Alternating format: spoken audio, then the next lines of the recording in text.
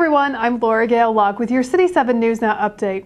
The Wichita Public Library has resumed normal hours of operation after having a temporary disruption in service. We have Cynthia Berner-Harris, the Director of Libraries, here with us today. Cynthia, tell us about what's been going on. Well, Laura Gale, last week we had a customer who came to our staff and said that he thought there was a bug in a chair. And so our staff immediately implemented our continuity of operations plan. We removed the chair from the building, brought in some experts who took a look, confirmed for us it was a bed bug.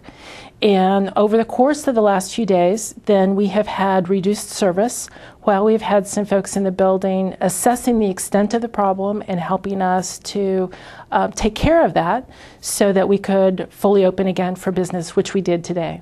That's great to hear. It was very good news. Tell me about how many bed bugs were found and a little bit more about what you guys did.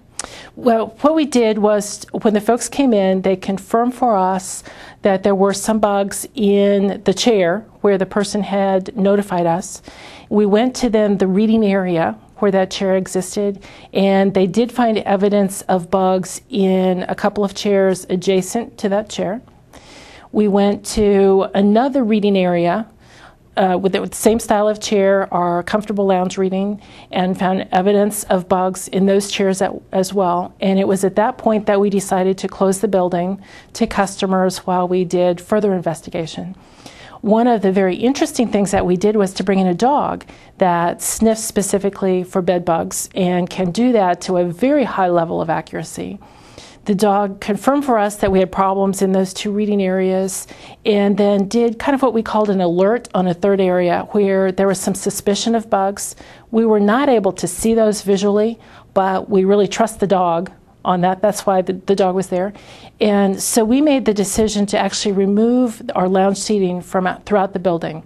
It's just a style of chair that is susceptible to this kind of a problem, and we certainly don't want to have to deal with this again. So we removed the chairs, and then we've taken a few other actions to just double check, not because we had further issues beyond those chairs, but purely as a precautionary measure for our collections, for our customers, and for the building. So was this contained to just one floor? We actually, the lounge chairs where we had problems were on 2 floors, and then we have lounge seating on 3 of the 4 floors. So we actually have done work throughout our entire building, checking, making changes and adjustments. So how do you guys go about getting rid of the bed bugs other than just removing those chairs? Well, the first thing that we did was remove the chairs because that's the first thing that we were advised to do. The second thing that we have chosen to do as a measure of precaution is to take all of the upholstered public seating from throughout the building, and that's hundreds of chairs, and we are having those heat treated because in our conversation with individuals, we were told that heat treatment is one of the most certain ways to make sure if there is a problem that you take care of that. So we're actually doing those heat treatments this week.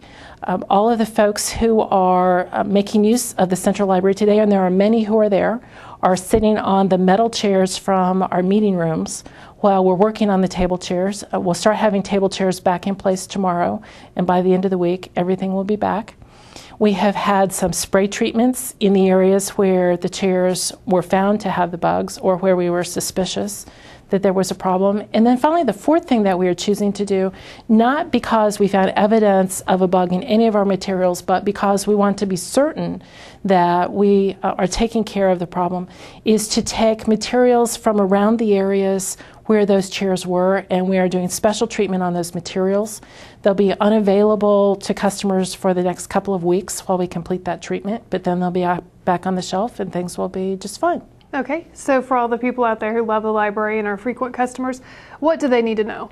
They need to know that we've done a lot of work, the building is safe, the collection is safe, but if they have any concern at all about the material they have checked out right now, we encourage them to put those items into zippered plastic bags, return them to us in person so that we know that those are materials where they had concern, and we will check those through all of the things that we've learned to do over the past week to make sure that they are in good shape before anybody else uses them or we put them back on our shelves. It sounds like you guys have a very thorough process in place. Any idea what the cost might be to get rid of the bed bugs? It's actually been amazingly affordable, I think, from what people would expect. The treatments that we are doing have totaled $3,450.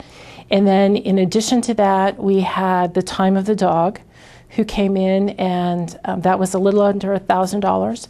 And then our staff has incurred some overtime because we have done a lot of work to be as expedient about this as possible so we could get full service back in place. But that overall will not be exceedingly expensive. So really probably for just about $5,000, we've completely taken care of the problem in a very large building. Yeah, that's impressive. Anything else you wanted to add before we go? I think we just encourage people to come back, take advantage of all we have to offer. We appreciate everything that they have done to be patient with us. We moved meetings to other places. We have adjusted some programming, but people have been very supportive for us, and we want to just express our appreciation for that. And I've seen some of that on your Facebook page. Indeed, that's right. Thanks, Cindy, for being here. Thanks, Laura Gal. And thank you for watching this City 7 News Now update.